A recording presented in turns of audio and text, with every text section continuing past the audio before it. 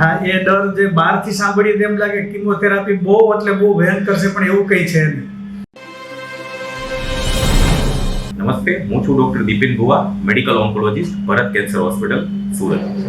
હવે આપણી સાથે એક દર્દી હાજર છે, રસિકભાઈ સોજિત્રા, જેમને મળાશયનું સ્ટેજ 3 નું કેન્સર છે. એમની ટ્રીટમેન્ટમાં કિમોથેરાપી, શેપ અને સર્જરીનો ઓપ્શન આપણે આવતો હોય છે.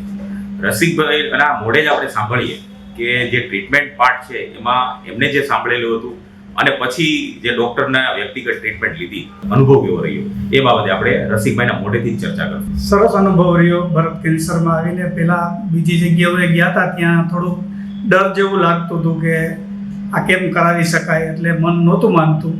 કેન્સરને ત્યાર પછી જે કાંઈ રેડિયેશન ઇત્યાદિ કિમોથેરાપીમાં અત્યારે બહુ સારી રાહત છે મને. ડર જેવું બિલકુલ નથી લાગતું કે અહીંયા આ ટ્રીટમેન્ટ કરાવવાથી કંઈ કિમોથેરાપીની ટ્રીટમેન્ટના જે ડર હોય છે એ બાબતે તમારો અનુભવ કેવો રહ્યો? હા, એ ડર જે બહારથી સાંભળીએ તેમ લાગે કિમોથેરાપી બહુ એટલે બહુ ભયંકર છે, પણ એવું કંઈ છે નહીં. તમે જે કિમોથેરાપીના સેશન્સ લીધા પછી તમને ધીરે ધીરે રાહત માટે કેવું રહ્યું? રાહત માટે ધીમે ધીમે ચોથો, પાંચમો, આજે છઠ્ઠો તો ઘણી બધી રાહત છે મને. મારા દર્દમાં રાહત છે, જે મને પેન હતો સતત એમાં ઘણી રાહત છે. તો જે તમારા જેવા દર્દીઓ ખાસ કરીને આ રોગથી પીડાય છે, તો એમની તમને શું સલાહ રહેશે?